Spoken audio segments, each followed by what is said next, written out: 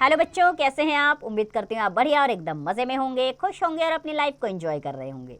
बिल्कुल जी, खुश रहिए, स्वस्थ रहिए, मस्त रहिए, यही जीवन जीने का आधार है। देखिए, जब हम खुश होते हैं तब हर कार्य निपुणता से करते हैं। तो चलिए, देर किस बात की, रहते हैं खुश और बढ़ते हैं अपने अध्याय की ओर। हम पढ़ने वाले हैं अपने अध्याय में, जिसका नाम है बूढ़ी अम्मा की बात। तो बच्चों, व्यक्ति को अपने कर्तव्यों और जिम्मेदारियों का निर्वहन दूसरों के अनुसार या उन पर आश्रित होकर नहीं करना चाहिए, बल्कि अपने हिस्से के कार्य को यथा समय निपटा लेना चाहिए। साथ ही बड़ों को की सीख और सलाह को नज़रअंदाज नहीं करना चाहिए। प्रस्तुत पाठ की यही सीख है। आइए अध्याय शुरू करते हैं। तो बच्चों, एक किसान था, गोमा मोरी नाम था उसका। क्या नाम था? गोमा मोरी। गुजर बसर लायक खेती थी। एक गाय, एक जोड़ी बैल, 20 बकरियां थी। छोटा सा घर के सामने पशु बांधने का बाड़ा। 3 साल से वर्षा बहुत कम हुई थी, ना फसलें हुई थी ना चारा। इस वर्ष भी आषाढ़ सूखा ही रह गया। वर्षा की कोई आशा नहीं बंधी थी। खेत जोतकर क्या करूंगा? गोमा ने एक लंबी सांस छोड़ी और मन ही मन सोचा। वह बैलों को हाँकते हुए वापस घर की ओर चल पड़ा। अगले दिन गोमा बड़े सवेरे सोकर उठा। बैल व बकरियों को बाड़े से निकाला। उसकी पत्नी बकरियों को घेर कर उन्हें चराने चली गई। उसने फिर हिम्मत बटोरी और हल को बैलों के कंधे पर रखकर चल पड़ा खेतों की ओर। रास्ते में उसे कई किसानों ने टोक कर कहा कि गोमा, खेत जोतने से क्या होगा? वर्षा के तो कुछ भी आसार नहीं दिख रहे। गोमा ने सबकी बात सुनी। कई बार उसका मन डावाडोल भी हुआ। फिर भी उसने हिम्मत रखी और कुछ सोचकर खेत पर पहुंच गया। उसने आकाश की ओर देखा। सूरज आग के गोले की तरह जल रहा था। उसने धरती को भी निहारा। खेतों में गहरी और चौड़ी दरारें पड़ गई थी। वह बैलों को देखकर उनकी दशा से भी चिंतित था। भूख प्यास सहन करते करते वह बहुत दुबले हो गए थे। वह थोड़ा निराश भी हुआ। उसे बैलों की दशा पर दया आई। उसने फिर एक लंबी सांस छोड़ी और खेत की मेड़ पर एक वृक्ष के नीचे बैठकर सोचने लगा, क्या करे वह? खेत जोते या उसे यूं ही पड़ा रहने दे? वह सोचता रहा। थोड़ी देर बाद वह उठा और दुखी मन से बैलों को हाँक कर घर की राह पकड़ ली। उसने निर्णय कर लिया कि वह तब तक खेत नहीं जोतेगा जब तक कि वर्षा नहीं हो जाती। धूप काफी तेज थी। दूसरे दिन वह और भी निराश हो गया। उसके पैर ना आगे बढ़ते थे और ना ही पीछे जाने की उनमें हिम्मत थी। रास्ते में एक पेड़ के नीचे उसने बैलों को रोका और वहीं नीचे जमीन पर बैठ गया। तभी वहां पर एक बूढ़ी अम्मा आ गई। वह भी उसी पेड़ के नीचे बैठ गई। गोमा ने पूछा, अरे ओ बूढ़ी अम्मा, कहाँ से आ रही हो इतनी तेज धूप में? तुम्हें किधर जाना है? बूढ़ी अम्मा ने कहा, मैं तो अपनी नातिन से मिलने पास के गांव जा रही हूँ। लेकिन तुम इस समय यहाँ क्या कर रहे हो? इस समय तो खेत में हल जोतने का है, लेकिन तुम यहाँ आराम कर रहे हो। क्या तुम बीमार हो या तुम्हारे बैल बीमार हैं? कहीं तुम्हारा हल टूट तो नहीं गया है? गोमा बोला, नहीं अम्मा, ना तो मैं बीमार हूँ और ना ही मेरे बैल बीमार हैं। मेरा हल भी नहीं टूटा है। टूटी है तो मेरी हिम्मत। अम्मा, तुम तो जानती हो कि 3 साल से वर्षा ठीक से नहीं हुई है। इस वर्ष भी यही हाल है। खेत जोत कर क्या करूँ?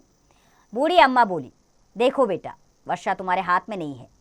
यह तो प्रकृति पर निर्भर है। जब बादल बनेंगे तो वर्षा अवश्य होगी। तुम्हारा काम है खेत जोड़कर तैयार रखना। तुम अपना काम समय पर करो। प्रकृति अपना काम अवश्य समय पर करेगी, वर्षा होगी। गोमा पुनः बूढ़ी अम्मा से बोला, अम्मा, खेत बहुत कठोर हो गए हैं। मेरे बैल दुबले हैं। इन्हें पेट भरकर चारा तक नहीं मिल रहा है।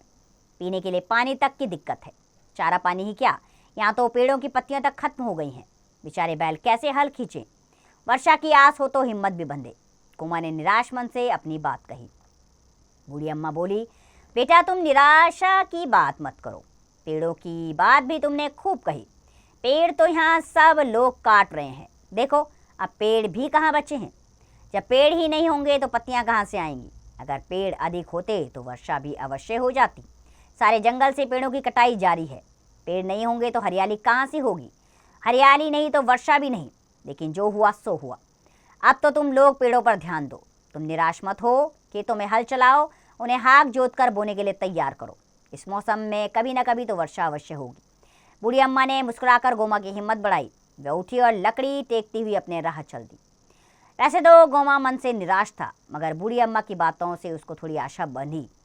अगले दिन उसने पूरे उत्साह से अपना खेत जोतना शुरू कर दिया। उसने लगातार 4 दिन तक हल चलाया। खेत खूब अच्छी तरह तैयार हो गया। गोमा अपना काम पूरा करके बहुत प्रसन्न था। अब वह बैलों को हाँकते हुए घर की ओर चल पड़ा। पूरी राह वह गुनगुनाता रहा। उस रात उसे नींद भी अच्छी तरह आई। 4 दिन की कड़ी मेहनत के बाद वह निढाल होकर सोया। सवेरे जब वह सोकर उठा तो गाय रंभा रही थी, बकरियां मिमिया रही थी। सवेरे सवेरे अपने पशुओं की आवाज़ें सुनने के लिए उसके कान तरस गए थे। वह पुलक कर उठा। उसकी पत्नी ने आंगन से आवाज़ लगाई, अजी सुनते हो, बाहर तो आओ, वर्षा होने वाली है। गोमा झटपट बाहर आया। उसे देखा मौसम बहुत सुहाना हो गया है, आसमान में बादल घुमड़ आए हैं।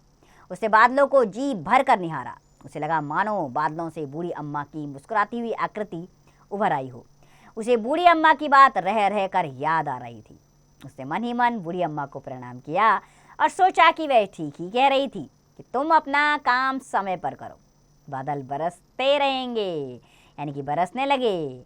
आंगन तर बतर हो गया। गोमा को लगा मानो बूढ़ी अम्मा उससे कह रही हो। वह बूढ़ी अम्मा से कुछ कहना चाहता था, तभी बारिश और तेज हो गई। तो बच्चों, इस पाठ से हमें सीख मिली कि बड़ों की सीख उनके अनुभवों का सार होती है, इसलिए उसे ध्यान से सुनना और अमल में लाना चाहिए। तो बच्चों, आप भी अपने घर के बड़ों बूढ़ों की बात सुने और माने, ठीक है। तो हमें अपने सभी काम समय पर करने चाहिए और समय पर करने के लिए तत्परता का होना ज़रूरी है। दूसरा का मुंह हमें नहीं ताकना चाहिए अपने कामों के लिए, ठीक है। तो आप भी अपने काम समय पे कीजिएगा। चलिए अभ्यास कार्य पर चलते हैं। पहला प्रश्न मौखिक प्रश्न है, गोमा सुबह उठकर क्या करता? गोमा सुबह उठकर खेत की ओर चल देता था। बाकी के प्रश्न आप स्वयं करेंगे। अगला प्रश्न है बच्चों, इसमें सही विकल्प चुनना है। वाक्य है, गोमा के पास कितनी बकरियां थी? तो दूसरा विकल्प सी है, 20 बकरियां थी। इसी प्रकार बाकी के विकल्प स्वयं ढूंढिए। तीसरा प्रश्न है, रिक्त स्थान भरना है। उसकी पत्नी बकरियों को घेर कर उन्हें चराने चली गई। इसी प्रकार बाकी के रिक्त स्थान स्वयं भरिए आप। चौथा, सही गलत का निशान लगाना है। पहला वाक्य है, गोमा मोरी बहुत ही आलसी किसान था, इस पर गलत का निशान लगाइए। इसी प्रकार बाकी के सही गलत के निशान स्वयं लगाइए। पांचवा, प्रश्नों के उत्तर लिखने हैं। किसान के पास क्या क्या था? किसान के पास बैल थे, बकरियां थी। इसी प्रकार बाकी के प्रश्नों के उत्तर स्वयं दीजिए। कल्पना की उड़ान, क्या आप बूढ़ी अम्मा की बात से सहमत हैं? बिल्कुल सही, बूढ़ी अम्मा ने सही कहा। बड़ों द्वारा कही गई बात सही होती है क्योंकि उनके पास जीवन का बहुत सारा अनुभव होता है। भाषा के बारे में पहला प्रश्न, मूल शब्द व उपसर्ग अलग कीजिए। बेचारा में बे उपसर्ग है, मूल शब्द चारा है। इसी तरह प्रकृति में प्र उपसर्ग है, कृति मूल शब्द है। बाकी के शब्द आप स्वयं अलग करेंगे। दूसरा प्रश्न, पर्यायवाची शब्द लिखिए, ठीक है, जैसे जंगल का, वन और कानन। इसी प्रकार बाकी के पर्यायवाची आप स्वयं लिखें। तीसरा, अंतर स्पष्ट करते हुए वाक्य में प्रयोग कीजिए। बैल, तो किसान के पास 2 जोड़ी बैल होते हैं। बेल, तो तरबूज की बेल चारों तरफ फैल गई। इसी प्रकार बाकी के वाक्य प्रयोग स्वयं करें आप। चौथा, विशेषण को विशेषण से मिलाइए। 20 बकरियां। इसी प्रकार बाकी का मिलान स्वयं करें आप। पांचवा, पाठ में से ढूंढकर लिखिए व्यक्तिवाचक संज्ञा, जैसे गोमा, ठीक है, अम्मा, ये सब व्यक्तियों के नाम हैं। इसी प्रकार बाकी के शब्द ढूंढकर स्वयं लिखें। छठा, 2 अर्थ लिखिए। मगर, मगर का अर्थ होता है अर्थात, ठीक है। इसी प्रकार बाकी के शब्दों के अर्थ स्वयं लिखेंगे आप। सातवां, अनुस्वार या अनुनासिक चिन्ह लगाकर पुनः लिखिए। कंधा, कंधा में अनुस्वार आएगा यानी कि क के ऊपर बिंदु आएगी। बाकी के चिन्ह आप स्वयं लगाएंगे। विषय संवर्धक गतिविधियां, अगर गोमा बूढ़ी अम्मा की बात पर ध्यान ना देता तो क्या वह बाद में पछताता? यदि हाँ तो क्यों? लिखिए। बिल्कुल बाद में वो पछताता, क्योंकि बारिश के समय उसको खेत जोतने का मौका नहीं मिलता और बारिश का आना उसके लिए लाभकारी सिद्ध नहीं होता। एक लोककथा में खेती संबंधित अनेक शब्द आए हैं, उनकी सूची बनाइए, फिर उन्हें वर्णमाला के क्रम में लिखिए। तो ये कार्य आप स्वयं करेंगे। यह एक लोक कथा है। अपने प्रांत की कोई लोक कथा जो तुम्हें पसंद है कक्षा में सुनाइए। तो जो कथाएं आपको पसंद है वो कक्षा में सुनाइए। तो बच्चों, हमें अपने बड़ों की बात को मानना चाहिए। उनके पास ढेर सारा अनुभव होता है। हमारा हिम्मत, साहस और उनका अनुभव इकट्ठे मिल जाएं तो कार्य की सफलता तो निश्चित ही है। इसी बात को गांठ बांध लीजिए और खुश रहिए, स्वस्थ रहिए, मस्त रहिए और इस पाठ का अभ्यास करते रहिए।